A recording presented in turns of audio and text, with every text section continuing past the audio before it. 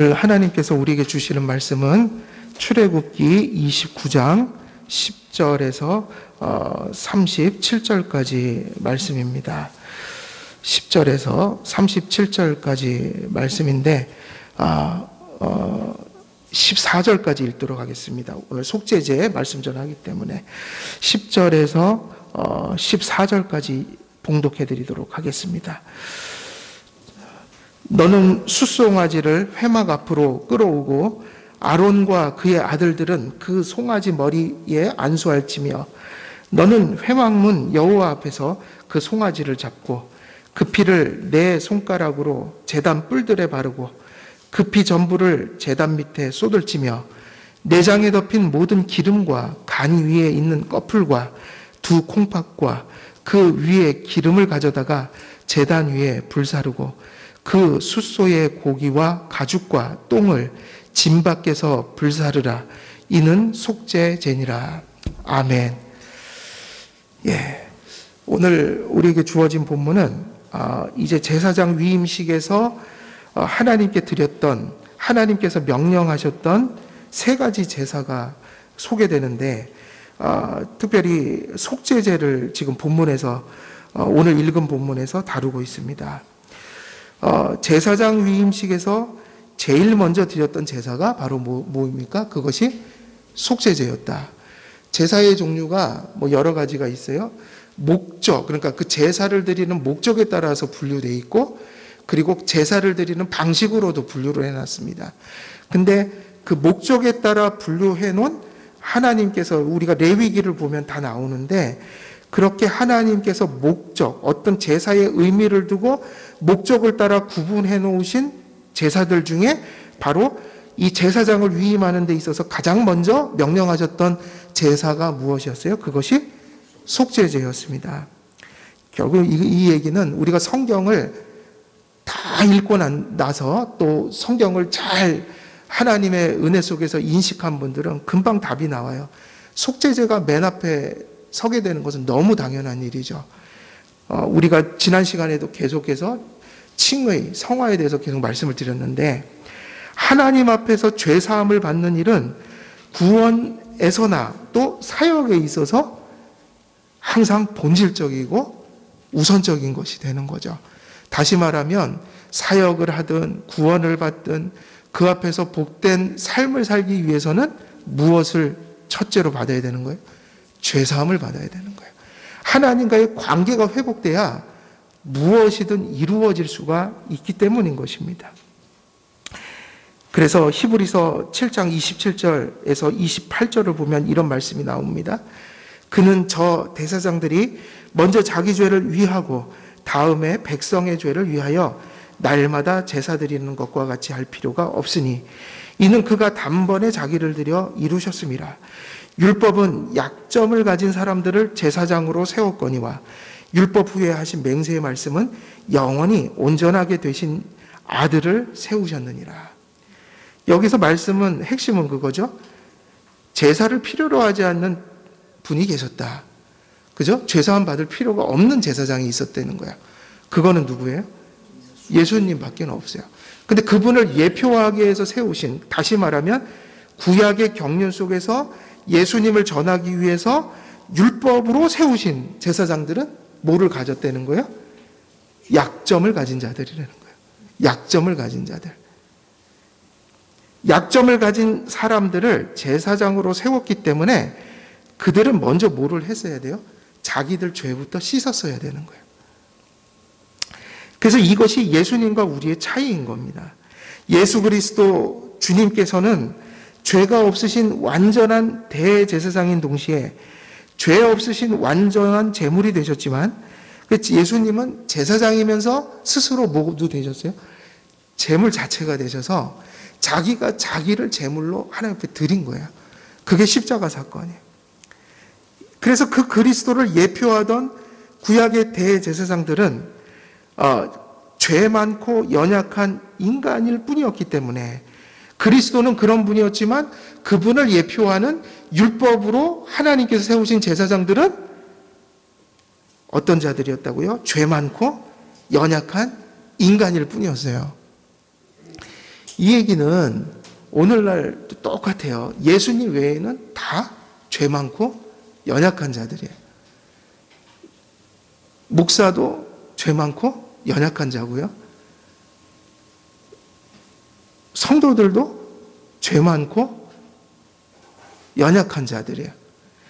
그래서 참성도는 무엇을 잘해서 참성도가 되는 게 아니라 그거를 잘 아는 길이 참성도가 되는 길이다.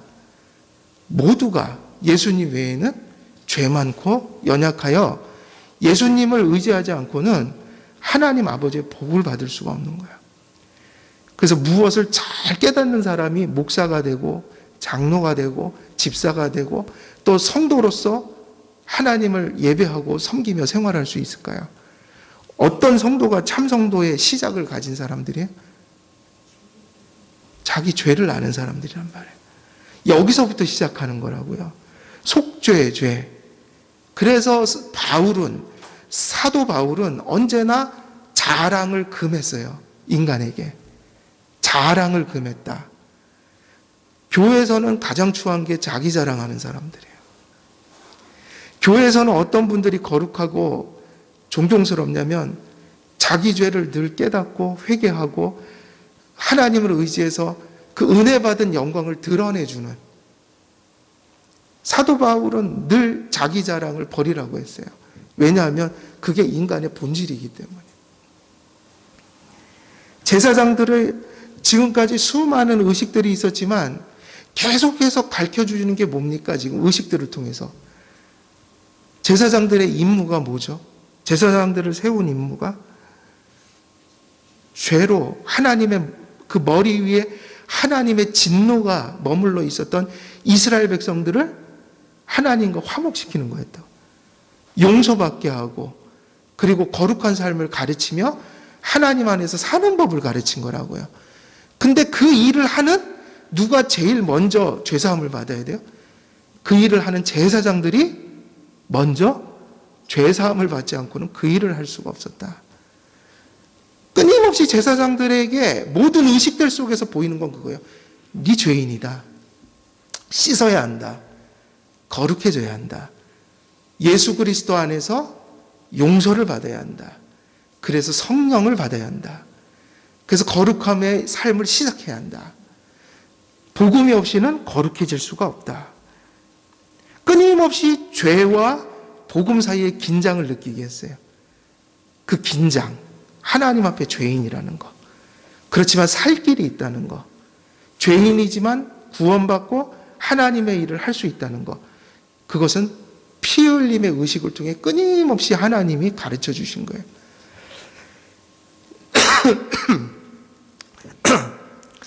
죄 많은 인간에게 있어서 죄사함만이 하나님과 바른 관계를 갖게 합니다.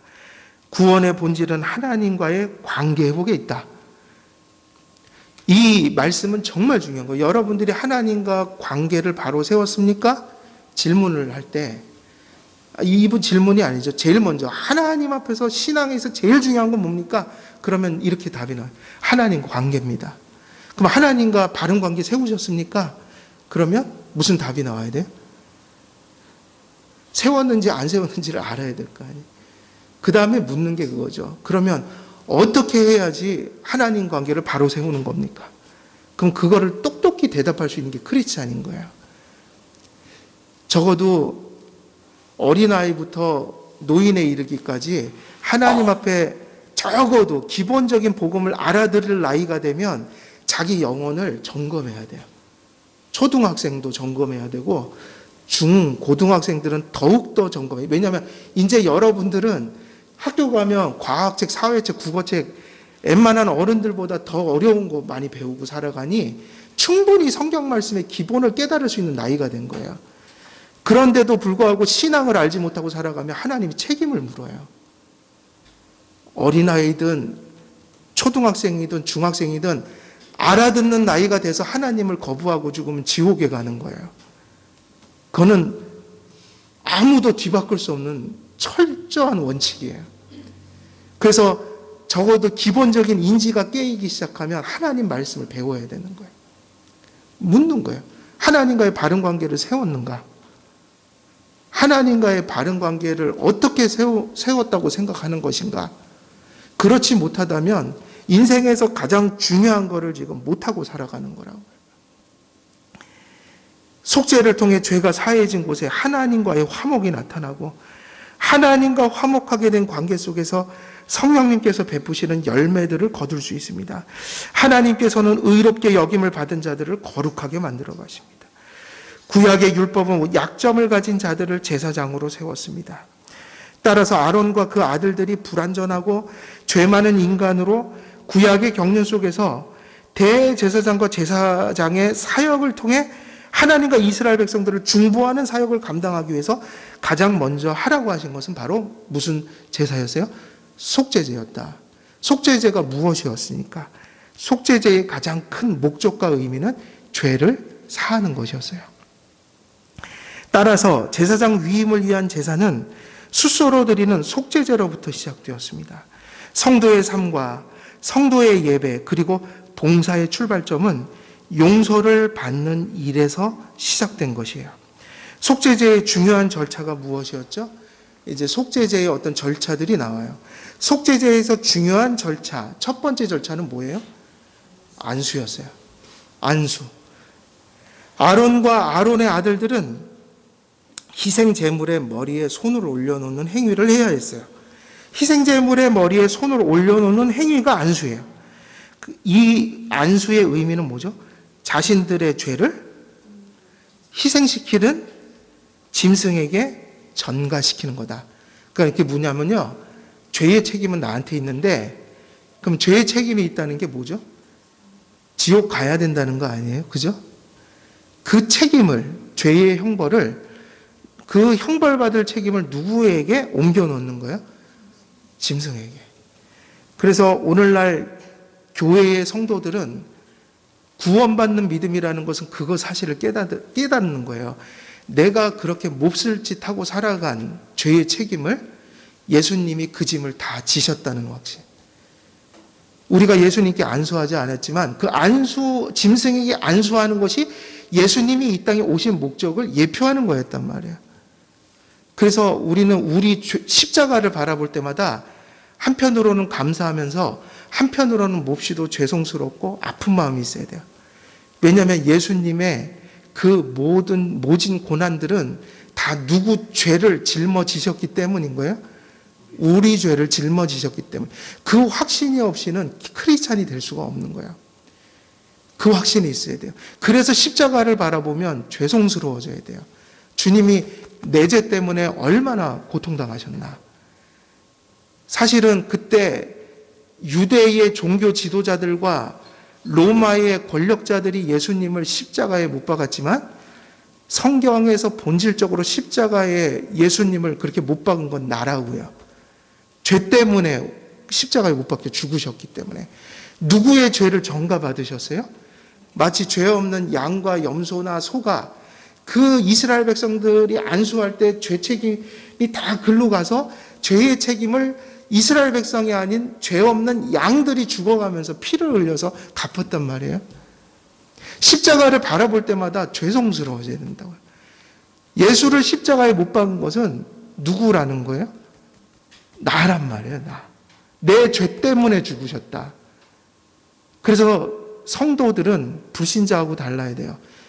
죄 짓고 싶을 때, 죄가 유혹할 때 하나님께 죄송스러워서 그것과 싸우게 되는 거라고요.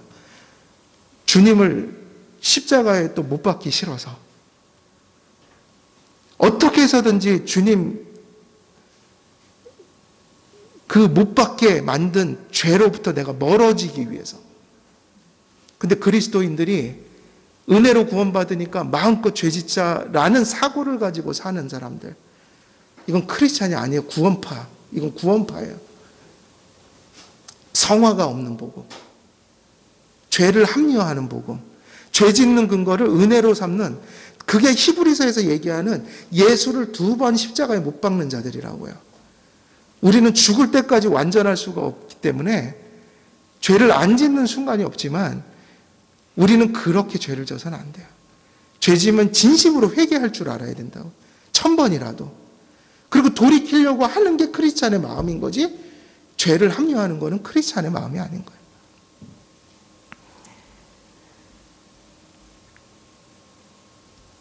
옛날에 제가 중고등부 전도사 시절에 꼭 그 부장들이 와서, 신앙을 알지 못하는 부장들이 세워져서 청년들 그 어려운 죄와 싸우는 그거 바르게 만들려고 별의별 말씀 전하고 그러면 와서 하는 소리가, 젊었을 땐 다 그런 거야. 나도 왕년에 다 그랬어. 근데요, 죄는 시험 삼아 짓는 게 아니에요. 죄 짓고 돌이키는 건 하나님의 섭리에 달린 거지, 우리가 알 것은 죄 지면 죽는다고 생각하는 게 맞는 거죠. 나중에 나이 들어서 하나님이 부르시겠지. 그거를 자기가 하나님이에요? 그죠? 그러다가 진짜 회개 안 하면 그 책임을 누가 지게 해요? 항상 지금 여기서 회개하게 만드는 거는 우리의 몫이라고요. 돌이키게 하는 건 하나님의 역사지만.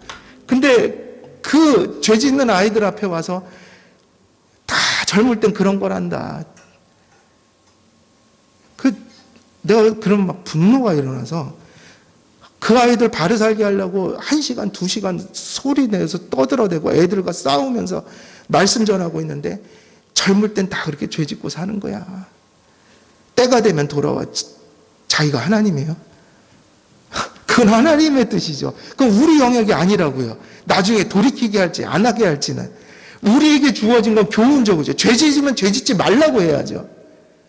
내가 죄를 지면 돌이켜야죠. 지금 회개해야죠. 죄 지으면서 나중에 돌아올 때가 있겠지. 그러면 그런 사람들이 지옥 가는 거라고요.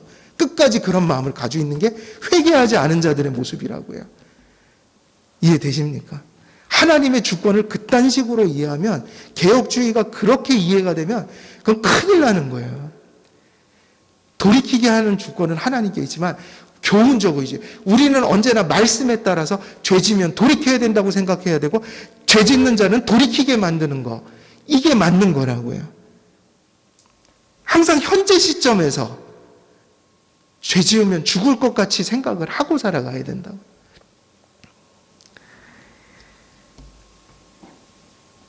그런 것을 아는 사람들이 이 전가의 교리를 들을 때 감사하는 거예요. 이 몹쓸 죄, 이 나쁜 죄, 절대로 함께해서는 안 될 죄. 근데 이 소망 없는 죄인을, 이 죄인의 책임을 예수님께 전가했다. 주님께서 받아주셨다. 그래서 내가 살았다.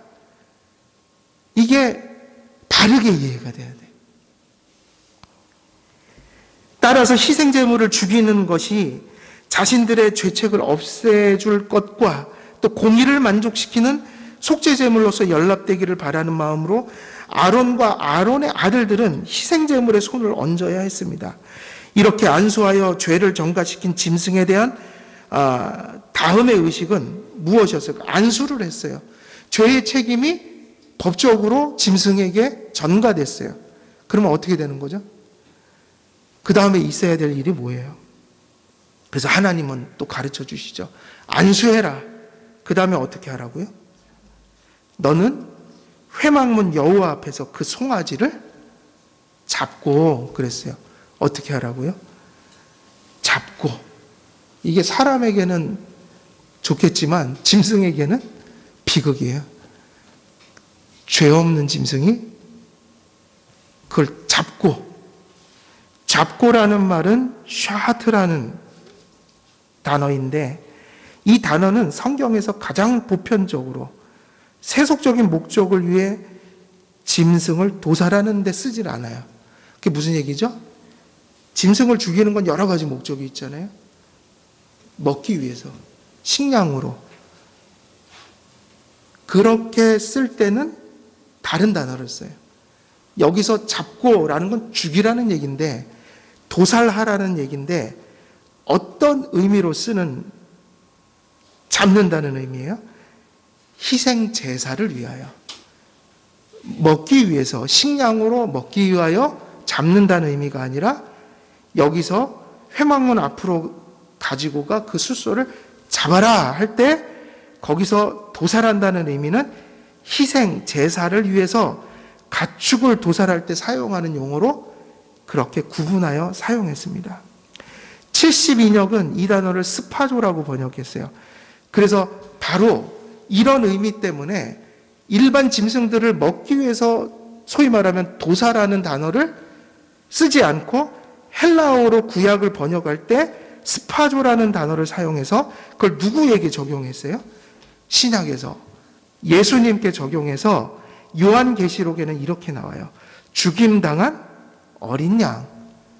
예수님이 뭘 당했다고요? 죽임을 당했다. 근데 그 죽임 당했다는 게 스파조인데 이 말이 어디서 나온 거냐면 샤트를 번역한 거예요. 구약에서도 먹기 위해서 죽인 게 아니라 인간의 욕망을 위해서 짐승을 죽인 게 아니라 자기들의 죄가 너무 중해서 그 죄를 짐승에게 안수하여 전가시키고 자기들을 살기 위해서 그들을 살리기 위해서 하나님께서 죄사함을 위해서 그들을 죽이게 했다. 근데 바로 그 모습이 누구 안에서 실현된 거예요? 그 예표가? 바로 그 짐승들이 죽어나갔던 죄를 사하기 위해서 피 흘렸던 그 도살이 누구에게 적용됐다고요? 예수님께. 예수님을 그렇게 얘기한 거예요. 소를 잡았다 하는 것처럼 예수님이 잡혔다. 예수님이 잡혔다는 얘기예요. 도살됐다.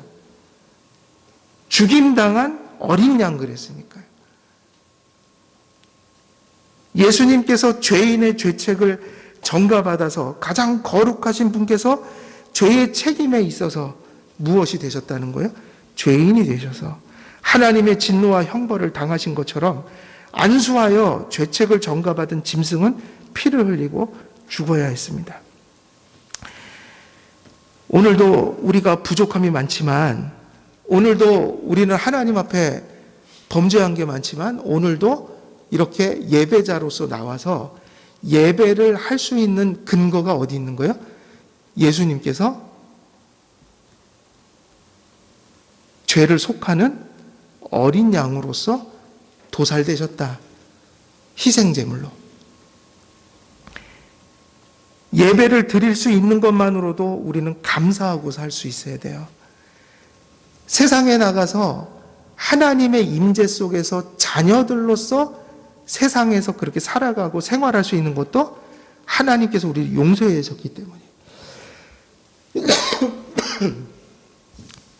죄책을 전가받은 제물은 결국 무엇이 된다는 얘기일까요? 이 얘기는 희생제물이나 예수님께는 이것이 몹시도 고통스러운 일이라고요. 그래서 어디서 피와 땀이 나도록 기도하셨어요? 성경에 보니까 돌아가시기 직전에 겟세마네에서 땀을 피처럼 흘리셨다고 그랬잖아요. 이유는 그만큼 그것은 고통스러운 일이었기 때문이에요. 안수를 받은 짐승은 그 공포 속에서 끌려가야 되는 거예요. 피를 흘려야 되는 거예요. 다시 말하면 하나님의 뭐가 된다는 거예요? 진노의 대상이 된다. 실제로 예수님은 진노의 대상이 되셨어요. 예수님께서도 죄인의 죄책을 전가받으셨기 때문에 하나님께서 실제로 진노하시고 형벌을 내리셨을까요? 아니면 가짜로 그냥 화난 척 하시고 형벌을 내리신 걸까요? 예수님의 십자가의 죽음은 사실은 어떤 죽음이에요? 가상적인 형벌입니까? 실제적 형벌입니까? 실제란 말이에요. 예수님이 오염되지 않으신 분이지만 죄책을 전가받았기 때문에 법적으로 형벌의 대상이 됐다는 것을 의미해요.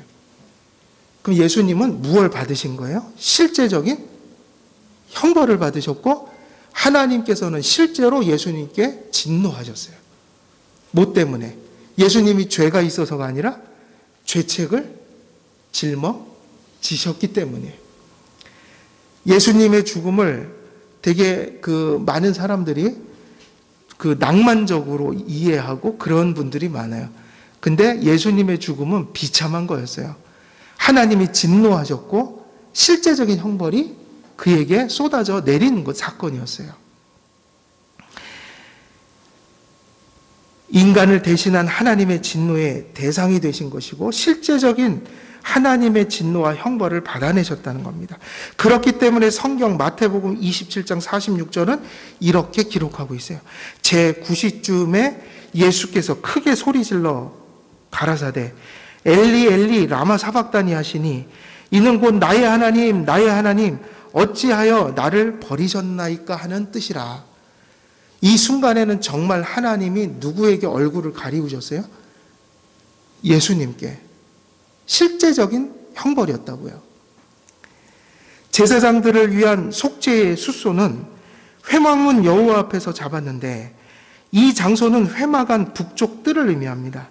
하나님께 드려지는 희생제물은 모두 번제단 곁 북편 마당에서 도살이 되었습니다. 속죄제물을 도살한 후 모세는 그 피를 네 손가락으로 단 뿔들에 바르고 그 피 전부를 어디다 다 쏟아 부었을까요? 단 밑에다가 다 쏟아 부었다. 이게 소를 잡고 나서의 행위였어요. 이 의식의 의미는 제단 자체를 깨끗하게 하는 상징적 행동으로 볼 수 있습니다.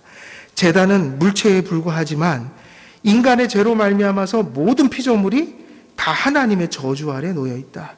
이러한 하나님의 성스러운 도구가 될 물체들에도 뭐가 뿌려져야 되는 거예요? 그리스도의 피가 뿌려져야 됐다. 특히 제단의 뿔은 제단의 효력을 상징하기 때문에 전에 출애굽기 설교할 때 지금 앞에 부분을 설교할 때 제단에 뿔이 달렸다고 그랬잖아요. 뿔이 내 모서리에. 뿔은 뭐를 의미한다고요? 힘의 상징이에요. 그래서 거기다가 발랐어요. 뿔은 제단 전체를 대표하기 때문이에요. 따라서 제단의 뿔에 피를 바름으로 제단 전체의 속죄가 되었던 겁니다. 제단 뿔에 피를 바른 것은 단을 속죄하기 위해서이기도 하지만 한편으로 피 흘림의 제사를 통해 하나님께서 주시는 생명의 참여함을 상징하기도 해요. 제사를 드리는 사람이 제단에서 이루어진 속죄의 효력으로 말미암아 하나님과 화목하게 되고 그분과 교제가 가능해지고 결과적으로 그 생명에 참여하고 누림을 이 의식을 통해 상징하는 것입니다. 제단의 뿔은 제단에서 이루어진 피 흘림의 희생제사의 속죄의 효력을 상징하는 것이에요. 그리고 남겨진 피는 어디다 뿌렸다고요? 제단 뿔에다 묻혔죠. 발랐죠. 그것은 효력. 그리고 단 밑에다 뿌렸다는 것은 어떤 의미일까요? 단 밑에라고 할 때 그 밑이라는 그 단어는 원래 어떤 의미를 가진 단어냐면 그냥 단 밑에 할 때 그 밑이 있죠. 밑. 그 밑의 의미는 기초라는 뜻이에요. 우리대로 말하면 베이스예요. 베이스. 그리고 토대. 토대가 뭐죠? 파운데이션. 그래서 제단 밑에 뿌려라 이 얘기는 제단의 기초 위에 뿌려라. 제단의 토대 위에 뿌려라. 이런 의미로 쓰였어요. 다시 말하면 남겨진 모든 피를 단 밑에 곧 단의 기초 토대 위에 부어라. 이는 단의 기초 토대에 피를 쏟아 온전히 속죄한다는 의미를 담고 있습니다. 단의 기초를 속죄의 피로 정결케 한다는 의미를 담고 있는 거죠.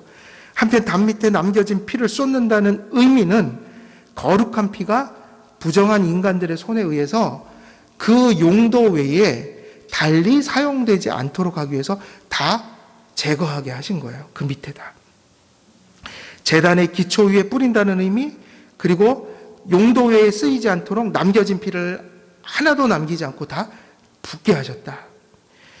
그리고 다음에 모세가 취한 행동이 뭡니까?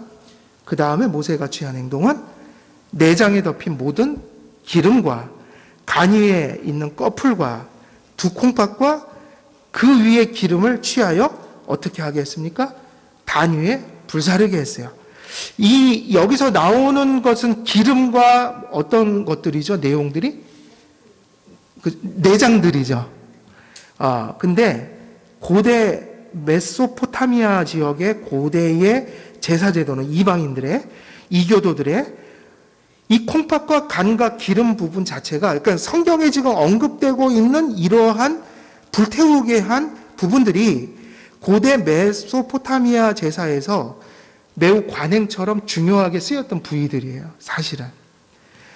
그런데 고대 이방인들은 이런 내장을 통해 뭐를 했을까요? 모세에게 명령한 거하고는 상당히 다른 모습으로 사용했다고요. 지금도 아프리카 가면 똑같은 행동을 해요. 원주민이나 이교도들은. 이 내장들을 가지고 뭐를 했을 것 같아요? 내장과 꺼풀과 뭐 이런 기름을 가지고 지방덩이죠. 점을 쳤다고요. 전쟁 나가기 전에 왜 소잡고 그래서 이 내장 같은 거 가지고 점을 쳤단 말이에요. 근데 아프리카의 눈물이라는 그 지난번에 다큐멘터리 보니까 지금도 아프리카에서는 소 잡으면 그거 갖고 점을 쳐요. 내장의 그 모양을 가지고, 주름을 가지고. 다시 말하면 이교도들은 이런 내장을 통해 점을 쳤고 참가한 사람들에게 그걸 나누어 주기까지 했어요. 왜냐하면 그 중요한 부위거든요. 그러니까 고대에서 이런 내장들은, 오늘날은 이런 거 안 먹잖아요. 근데 고대에서는 이런 내장, 뭐 우리 말대로 사람 같은 오장육부 같은 것들이 사람의 생명을 유지시키는 생명활동의 중요한 기관들이기 때문에 상당히 중요한 것으로 여겨졌어요. 근데 그거를 누가 가져갔어요? 점치고 사람들이 가져갔어요. 그러니까 우상이라는 것은 철저히 진정 신의 영광을 위해서 종교가 생기는 게 아니라 누구를 위해서 생겨요? 인간의 욕망을 채우기 위한 수단이 우상인 거예요, 사실은. 점치고 가져갔다. 콩팥과 간 그리고 기름은 숫소의 영양분을 공급하고 생명을 유지하는 중요한 부위였어요. 그래서 하나님도 그걸 드리라고 한 거예요. 그런데 하나님께서는 그 이교도들처럼 그것이 점을 치거나 또 인간의 욕망을 채우는 식으로 인간들이 나누는 그런, 그러니까 다시 말하면 기복에 관련된 그런 모습으로 제사가 이루어지는 걸 원하지 않았어요. 항상 그 고대의 이스라엘 백성들의 예배는 이교도들의 예배와 달라요. 보편적인 예배들과 달라요. 그래서 이 말씀 속에 담겨진 의미는 뭘까요? 내장과 기름을 태워버리라 얘기는 하나님께 가장 소중한 것을 드리라는 의미가 담겨 있고, 그리고 또 하나는 이러한 중요한 것을 사람들에게 준 게 아니라 다 어떻게 해버려라? 이게 소중한 것인데 태워버리라고 했다고요? 그것은 무슨 얘기죠? 속죄제가 무슨 목적으로 드려지는 거예요? 죄를 제거하는 의미잖아요.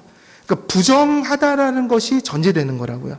그러니까는 희생제물은 거룩하다고 하지만 역설이 담겨 있어요. 그게 왜 거룩하냐면 죄를 사하는 역할을 하니까 거룩하겠죠. 그리고 하나님이 그런 것을 통해서 그 제물을 받으실 때 죄사함이 이루어진단 말이에요. 그러나 한편으로는 그 제물은 부정한 제물이에요.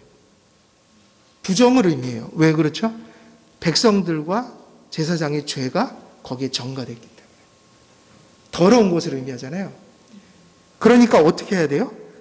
이 속죄제에서 특히 대제사장과 제사장들을 위해서 죄를 속하는 제물이었기 때문에 사실은 다른 속죄제에서는 그걸 제사장이 취하해서 먹기도 했지만 대제사장들은 너무 중요한 직무를 맡았기 때문에 누구보다도 거룩함을 표현해 줘야 됐기 때문에 하나님께서 어떻게 하게 하셨을까요? 그것을 절대로 취하거나 남기지 말고 다 태워버리게 하신 거예요. 완전히 소멸해버려라. 하나님께서는 이렇게 소중한 부위를 인간들에게 나누어 주지 못하게 하셨어요. 모두 제단에서 불사르게 했다는 겁니다. 여기서 불사르고에서 불사르다라는 말은 향을 피워 올리다, 분향하다, 향기롭다는 뜻으로 14절에 나오는 불에 태워 없애라는 뜻을 가진 살라프와는 구별된 의미예요. 그러니까 불태운다는 것도 두 가지 의미가 있어요. 제사라고 해서 다 같은 불태움이 아니에요. 하나는 소멸에 강조점을 뒀고 번제 같은 경우는 어떤 것에 초점을 뒀을까요? 번제는 하나님이 기뻐 받으시는 걸 의미하니까 되게 이렇게 향기로움, 이런 긍정적인 의미로 쓰였어요. 그러다 보니까 불태워버린다는 말도 단어가 달랐어요. 그래서 불사르다라는 것은 향을 피워 올리다, 분향하다, 향기롭다는 것은 14절에 나오는 것이고, 여기 속죄제에서 소위 말하면은 그 죄를 속한다는 의미에서 제물을 태우게 하신 것은 그 불사른다는 말은 다른 의미로 사용되어서 제거하고 소멸하는 목적을 가리키고 있다. 그러므로 내장과 기름을 불사르게 하신 것은 예배와 삶에서 성도는 언제나 이런 두 가지 의미를 담고 있는 거죠. 이 예배와 삶에서 내장과 기름을 불사르게 하신 것은 예배와 삶에서 성도들이, 그러니까 첫 번째 의미, 가장 소중한 것을 하나님 앞에 드렸다. 사람이 취하지 않았다. 그런 의미에서는 어떤 교훈들이 담겨 있는 거예요? 언제나 성도는 어떤 삶을 살아야 될까요? 최선을 다하고 몸과 마음을 다해 하나님의 뜻을 행하며 사는 삶의 자세를 가지고 살아야 된다. 완전하지 못할지라도. 여러분, 가장 좋은 것을 드린다는 게 뭐겠어요? 우리에겐 두 가지 영역인 거예요. 항상 두 가지. 첫째가 뭐예요? 예배. 그리고 뭐죠? 생활. 일상생활. 예배와 생활에 있어서 어떻게 살아야 돼요? 최선을 다해서요. 그래서 지난번에 말씀드린 것처럼 가장 소중한 것을 드린다. 우리의 예배에 속한 것과 생활에 속한 것들을 살아갈 때 이 모든 작고 큰 일들 속에서 모든 것이 하나님이 기뻐하시고 또 하나님 안에서 의미를 가질 만한 삶이 되도록 말씀을 따라 최선을 다하는 삶. 하나님의 뜻이 예배와 삶을 통해서 이루어지기를 소원하며 그렇게 되기를 소원하며 성실히 살아가는 삶. 우리의 예배와 삶은 언제나 하나님 앞에서 최선의 것이 되도록 신앙과 성령님의 은혜에 의지해 최선을 다해야 합니다. 그래서 세상 일을 열심히 한다는 건 두 가지 측면이 있어요. 자기를 위해서 열심히 하는 것은 이방인들도 할까요, 안 할까요? 뭐 직장에서 돈을 벌고 또 세상 사람들한테 내가 그래도 덕 있는 사람이라는 걸 보여주려고 그래도 피해 안 주고 살려고 발버둥 치고. 근데 이거는 불신자들도 다 하는 거예요. 우리는 좀 달라야 돼요. 그게 아니라 예배 드릴 때 또 직장에 나가서 생계를 위해서 살아가는 것이지만 그 모든 것들 속에서 하나님이 어떻게 보실까?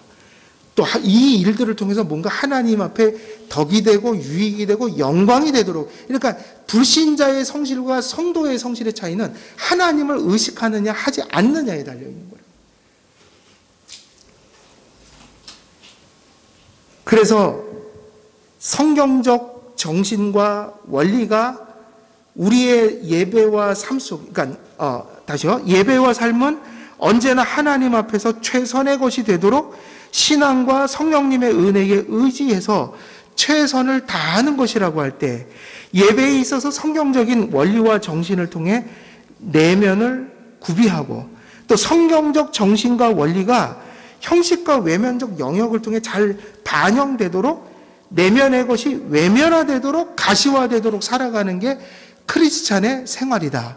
그것이 예배이다. 그래서 예배도 어때야 합니까? 우리 성경의 정신이 형식 속에 잘 반영이 돼야 되는 거예요. 형식에. 인간들이 즐겨하고 선호하는 것이 예배의 방식이 아니라 하나님께서 우리에게 주신 원리가 예배의 방식이 돼야 돼요. 그리고 두 번째는 생활 속에서 우리가 말하고 행동하고 관계 맞는, 다시 말하면 우리의 인격이 외적으로 표출되는 그것이 하나님의 말씀과 성령님이 주신 은혜가 생활 속에서 그렇게 가시화돼야 된다. 하나님 없는 성실은 그저 세상적인 성실일 뿐이에요. 그게 교회에서 생활과 새마을 운동의 차이인 거예요. 새마을 운동은 성령 없는 자들도 할 수 있어요. 그래서 경제가 개선되고 이런 일들이 있었잖아요. 근데 크리스찬의 삶은 새마을 운동 정신 갖고 되는 게 아니라고요. 성경의 정신으로 되는 거예요. 세상 사람들 참 인격이 좋아서 대화하려고 그러면 콱 막혀버려요. 금방. 가치관이 안 맞아요. 되게 성실하고 착한데 신앙, 하나님 얘기 꺼내기 시작하면 말이 안 통해요. 답답해요. 그래서 대화가 안 돼요. 삶은 큰 일이든 작은 일이든 언제나 하나님 앞에서 사는 삶이라는 의식을 갖고 그분 앞에서 최선의 모습이 되도록 생활하는 삶을 의미해야 합니다. 예배를 함부로 여기고 불성실하게 행하며 하나님께서 주신 삶을 되는 대로 함부로 소진하고 심지어 악한 동기와 마음과 행위로 살아갈 때 그게 바로 뭐를 하는 거냐면 하나님을 업신여기는 것이다. 무엇을 통해서요? 예배를 통해서, 생활을 통해서. 마치 자신의 가축 우리에서 가장 쓸모없고 가장 병들고 약한 것을 골라 가장 부정하고 보잘것없는 재물을 가지고 제사했던 구약 백성의 죄악과 다름이 없는 거예요. 구약에서 왜 그런 일이 있었다고 그랬죠? 가장 별 볼 일 없는 걸 갖다가 제물로 드렸다고요.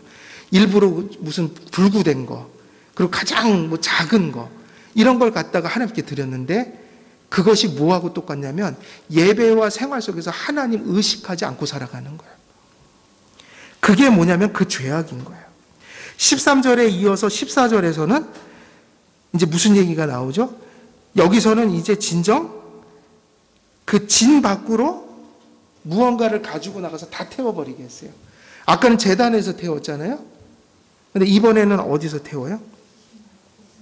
예, 진 밖에서. 그래서 뭐를 가지고 가라고 그러셨어요? 숫소의 고기와 가죽과 똥이었어요. 사실 고기는 다른 제사에서는 제사장들이 가져가서 먹었어요. 그죠? 근데 심지어 속죄제도 종류에 따라서 그렇게 했지만 제사장들을 위해서 속죄하는 속죄제물은 그 좋은 고기까지도 다 어디로 가져가서 태우게 했어요? 진 밖으로. 여기서 진이라는 건 뭐예요? 이스라엘 백성들이 이렇게 거주하는 지역 밖이겠죠? 그 지파들이 쫙 이렇게 성전을, 그 성막을 둘러서 생활했잖아요? 그럼 그 밖으로 가져가라는 거였어요. 다시 말하면 이스라엘의 지경 밖으로 가서 태워버렸어야 돼요. 그래서 이 14절에서 나오는 불사른다는 얘기는 아까 얘기했듯이 뭐에 초점이 맞춰져 있다고요? 소멸하고 없애고 제거하는 거다. 이건 상당히 부정한 것이라는 전제를 두고 진 밖으로 가져간 거예요. 어디 안에서 못 태우게 했어요? 어디 안에서? 진 안에서. 혹은 회막 안이 아니라 어디로 가져간 거예요? 이스라엘 범위 밖으로 가지고 나가서 태웠다. 그러니까 무슨 의미죠? 이건 매우 부정한 거다. 근데 이 부정은 어디서 온 거예요? 누구의 부정이죠? 이스라엘 백성들이 안수했기 때문인 거예요. 그들의 부정이었다. 그래서 본문에는 그 숫소의 고기와 가죽과 똥을 진 밖에서 불사르라. 레위기를 보면 속죄제도 속죄하는 대상과 목적에 따라서 그 형식이 몇 가지로 나뉘었어요. 레위기 4장을 보면 속죄제가 여러 형태로 나타나요. 첫 번째 속죄제는 어떤 종류가 있었을까요? 제일 먼저 제사장들이 범한 죄를 위해서 존재했다고요. 왜냐하면 제사장들이 위임을 받고 나서도 계속 죄를 졌을 테니까. 그러니까 속죄하는 길이 있어야 될 거 아니에요? 그래서 제사장들이 범한 죄를 속하는 속죄제가 있었다.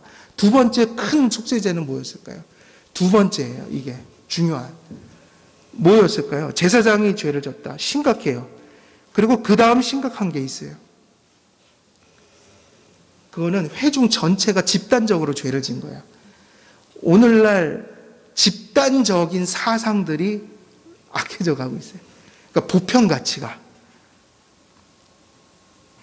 그러니까 이방인은 고사고 교회 안에서 교회는 그렇게 생각해서는 안 되는 것들이 보편화돼 가고 있다. 보편적인 교회 문화가 타락해 가고 있다. 이거는 공동의 죄예요. 이건 개인 홀로 어떻게 할 수가 없어요. 혼자 잘해서 될 수 있는 일도 아니에요. 근데 오늘날 보편교회 안에 그러한 악들도 있다고요. 보편적으로 잘못돼 가는 거. 당시에 이스라엘대로 하면 그런 이스라엘 온 회중이 범한 죄를 속하는 죄가 있었다. 속죄제가. 그 다음에는 어떤 속죄제가 있었을까요? 관원들이 범한 죄요. 그러니까 행정을 하는 사람들. 그런 사람들이 죄를 소위 말하면 그 사회의 사회적 일들을 하는 관원들을 위한 속죄제가 있었다. 그 다음에 이제 마지막이 뭐였죠? 평민이 범한 죄를 속하는 속죄제가 있었어요. 특히 거룩한 사역을 감당할 대제사장과 제사장들을 위한 속죄제는 제물 전체를 철저히 태워 없애게 하는 것이 특징이었어요. 다른 속죄제물의 고기는 제사장들이 백성들의 죄를 제거한다는 표시로 오히려 백성의 죄를 해결한다는 의미로 제사장들이 먹기도 했단 말이에요. 속죄제지만. 근데 이 위임 제사에서 쓰는 이 고기는 진 밖으로 가져가서 태워버리기까지 한 거예요. 그러면 이 의미는 뭐죠? 제사장들의 죄를 더욱더 엄중하고 더욱더 철저하게 처리했다는 얘기예요. 왜냐하면 이 사람들이 하는 일이 뭐였기 때문에 죄를 다루는 일이었잖아요. 그렇기 때문에 죄로부터 훨씬 더 거룩한 의식들을 치르게 하신 거예요. 안수를 받은 제물은 죄를 전가받는 순간부터 부정하게 됐고 특정한 죄인을 대신하여 죄책을 짊어지게 되었습니다. 정죄와 진노와 심판의 형벌의 대상이 됐다. 그 제물에게 임하는 것은 결국 뭐예요? 불태워 소멸되는 것이다. 소멸은 무엇을 의미했을까요? 사망을 의미한다. 사망에는 뭐가 있다고 그랬어요? 첫째 사망과 둘째 사망. 크리스찬들은 항상 이 두 가지를 생각해야 돼요. 육신과 영혼이 분리돼서 죽는 죽음은 의인이나 악인이나 다 똑같이 한 번은 겪게 되고 심지어는 악인이 장수하고 의인이 단명하는 경우도 많아요. 그러나 진정 크리스찬들이 잊지 말아야 될 것은 이 땅에서 삶이 전부가 아니라 한 번 죽는 것은 사람에게 정한 것이지만 그 이후에는 반드시 무엇이 있다는 걸 생각해야 돼요? 영원한 형벌이 있다는 걸 알고 사셔야 된단 말이에요. 이 땅에서 내 숨이 끊어지기 전에 정리할 걸 정리하고 가야 된다는 얘기예요. 회개하고 예수 믿고 그래서 예수님 안에서 죽음을 준비해야 된다. 그래서 우리의 죽음이 지옥으로 가는 관문이 되어서는 안 된다. 이런 형벌의 짐을 짊어지고 가는 게 아담 안에서 모든 사람에게 포함된 거라면 우리는 무슨 일에 힘써야 되는 거예요? 바로 그 형벌을, 그 죄책을 전가받아 우리를 대신해서 우리를 살리기 위해서 부정함이 되시고 죄가 되시고 죄책을 짊어지신 그 예수님의 죽음을 꼭 붙들어야 되는 거란 말이에요. 그분의 죽음이 누구를 위한 죽음입니까? 우리를 위한 죽음이기 때문에. 그것이 우리가 준비해야 될 부분인 거예요. 이렇게 안수받아 죄를 전가받고 도살된 수소의 고기와 가죽과 똥을 진 밖에서 불사른 것은 누구를 예표하기 위함입니까? 영문 밖에서 십자가에 죽으신 그리스도를 예표하는 거다. 왜냐? 예수님이 어디서 죽으셨어요? 예수님이 어디서 죽었죠? 예루살렘 성 안에서 돌아가셨어요? 성 밖에서 돌아가셨어요. 그래서 영문 밖에서 돌아가셨다고 되어 있잖아요. 히브리서 13장 11절에서 12절을 보면 이렇게 나와 있어요. 이는 죄를 위한 짐승의 피는 대제사장이 가지고 성소에 들어가고 그 육체는 영문 밖에서 불사름이라. 어디서요? 영문 밖에서. 그러니까 이 구약의 제사 제도들이 철저히 예수님을 예표함으로 예수님 때 성취된 거예요. 예수님도 성 안에서 죽지 않고 이스라엘들의 생활권 밖에 있는 영문 밖에서 죽으신 거란 말이에요. 그러므로 예수도 자기 피로써 백성을 거룩하게 하려고 성문 밖에서 고난을 받으셨느니라. 성 안이에요? 밖이에요? 밖이죠. 그래서 이스라엘 백성들이 그 제사장들의 위임 제사를 할 때, 속죄제를 드릴 때 고기와 가죽과 똥을 진 밖으로 가지고 나가서 태웠던 거예요. 인생에게는 두 가지 길밖에는 없습니다. 우리의 죄를 전가받아 거룩하신 예수님께서 우리를 대신해 형벌의 죽음을 죽으시고 성취하신 속죄를 의지해 구원을 받든지 그리스도를 배척하고 불신하는 가운데 죽어서 자신의 무한한 책임을 지고 하나님 앞에 있는 심판대에 서서 영원한 형벌을 받든지 이 두 길 외에는 다른 어떤 길이 없다.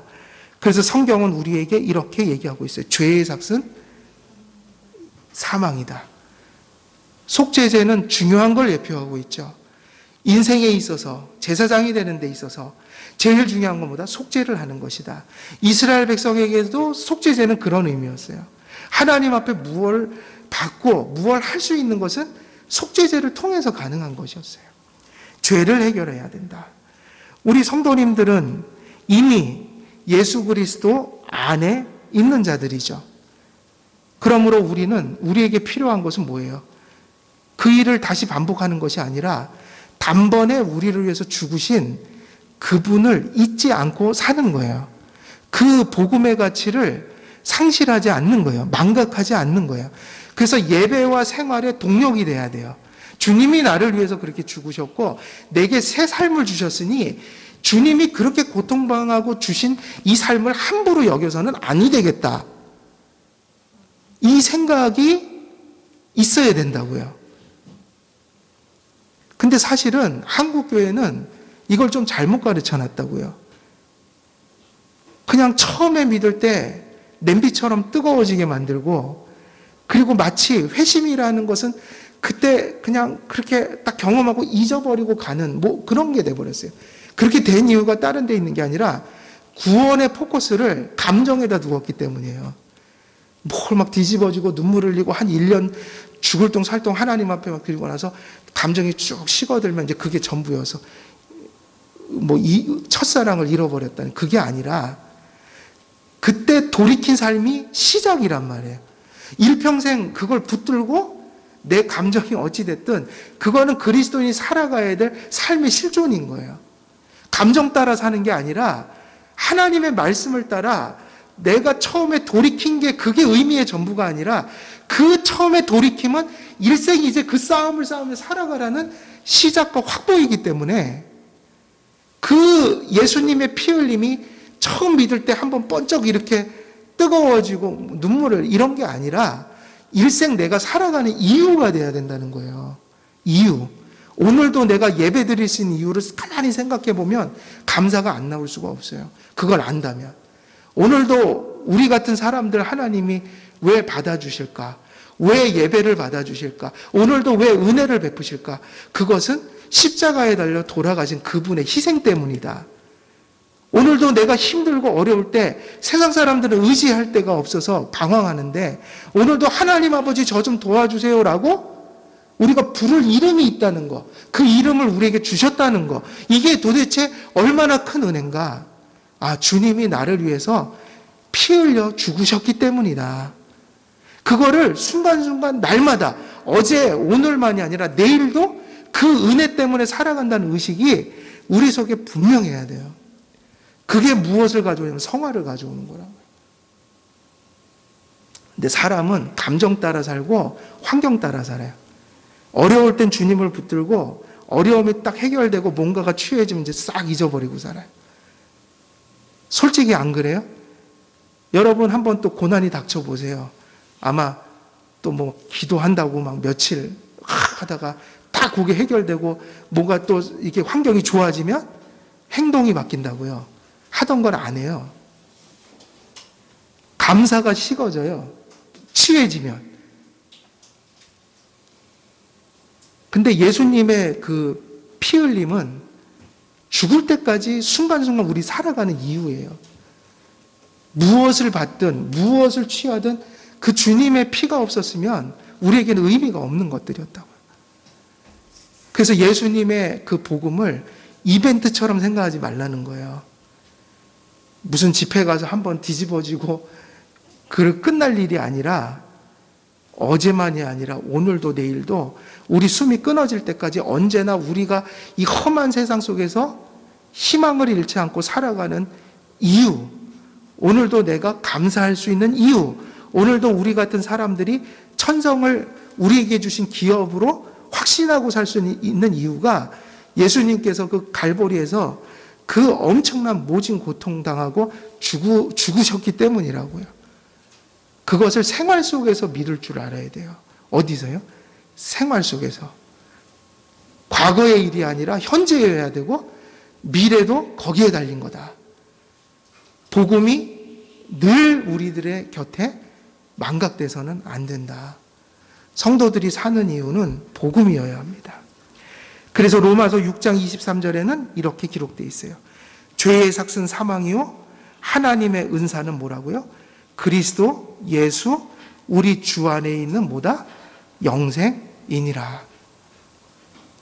우리 한길교회 모든 성도님들도 오늘 속죄제 속에서 이스라엘 백성들을 위해서 또 그들의 하나님과의 화목을 위해서 세우셨던 제사장들의 속죄제에 있어서 이렇게 철저하게 속죄제를 치르게 했던 이유, 우리의 삶의 본질, 토대, 기초가 뭐에 있다는 거예요?